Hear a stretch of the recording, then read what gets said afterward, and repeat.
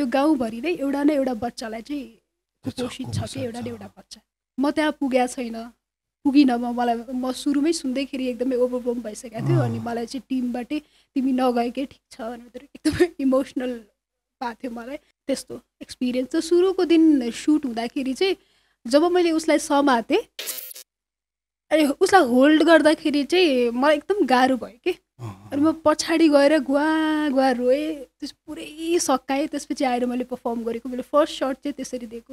First cinema कुन थियो? नेपाली नै हेरेको? देउता, राजेश सरको देउता सिनेमा हेरेको थिएँ होइन। अनि त्यसपछि त्यो सिनेमा हेरेपछि मलाई राजेश हमाल सर यस्तो मन परेको, मलाई के भएको थाहा छ? त्यसपछि मैले राजेश हमाल बाहेक अरूको सिनेमै नहेर्ने भयो क्या। सोध्ने मैले जहिले पनि फिल्म आज हेर्ने हो आइज ल भन्दाखेरि चाहिँ मैले सिधै सोध्ने कुन फिल्म, यो फिल्म हिरोको भनेर सोध्ने मैले। इफ अरू हिरो छ भने चाहिँ नो इन्ट्रेस्ट के, राजेश हमाल होइन। अनि म त्यस्तो भएको थिएँ। अनि पछि चाहिँ म कस्तो के गरी सोचिरह होला, किन मैले त्यसरी गरेँ होला भने चाहिँ पछि मलाई लागेको थियो। तर त्यो बेलामा चाहिँ राजेश हमालप्रति त्यस्तो लगाव भएको कि मैले सुरुमा सिनेमा हेर्दाखेरि। त्यो चरित्रमा घुस्ने भन्छ नि होइन, क्यारेक्टर हो कि निस्किने हो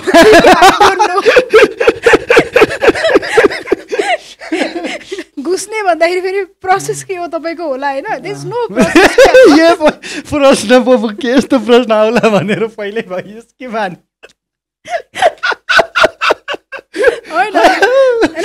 तपाईँको चरित्रभित्र घुस्ने प्रोसेस चाहिँ के हो? लाइक त्यो मसँग केही प्रोसेस नै छैन क्या होइन। म कहाँ घुस्छु, कहाँ निस्किन्छु, कहिले घुस्छु मलाई थाहा नै हुँदैन। तपाईँले अघि नै फेक तारिफको कुरा गरिहाल्नुभयो होइन। मलाई सोध्न मन लागेको चाहिँ अब सुन्दर पनि हुनुहुन्छ होइन, विचारको रूपमा पनि तपाईँले राखेको विचार चाहिँ सकेसम्म प्रष्ट राख्नु पनि हुन्छ होइन। अनि तपाईँको फोटोहरू हेर्दा चाहिँ कसरी यो मान्छेको यस्तो फोटो आयो भन्ने कहिलेकाहीँ म आफै पनि सोचिरहेको हुन्छु होइन। भनेको त्यो के छ आई डोन्ट नो, त्यो चिज के हो मलाई थाहा छैन होइन। प्रेम प्रस्ताव कतिको आउँछन्? यो किन एकदमै इम्पोर्टेन्ट थियो। प्रेम इम्पोर्टेन्ट थिएन तर मैले बुझ्न खोजेको किन तपाईँले यो सोध्नु भयो? मैले सोधेको किन हो म भनौँ, मलाई चाहिँ